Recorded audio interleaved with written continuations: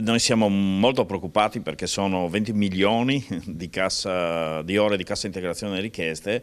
La cosa che ci preoccupa è che siamo la seconda provincia in Italia, solo Torino ha più ore di cassa integrazione richieste rispetto a noi, e come sappiamo non siamo l'unica territorio, l'unica provincia industriale, vuol dire che il nostro territorio sta scontando della mancata competitività. I dati allarmanti dell'ultima analisi compiuta dal centro studi della CISL fotografano un'immagine impietosa della provincia iberica che dal 2010 registra il numero più alto di ore di cassa integrazione in Veneto. Si tratta di un monte ore pari a oltre il 4% rispetto al dato nazionale di cassa integrazione ordinaria e non straordinaria come negli anni passati, e che quindi rivela una prospettiva strutturale della crisi che preoccupa ulteriormente.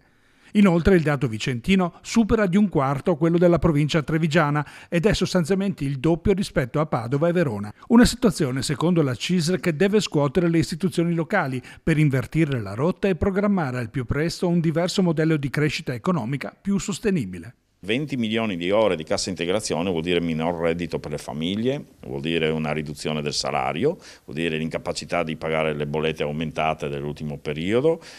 Tutto questo senza ancora aver visto le politiche sui dazi che sembra, no, che da un punto di vista commerciale si vogliano mettere, che potrebbero peggiorare la situazione, perché i dati che abbiamo, voglio ricordare a tutti, sono i dati del 24.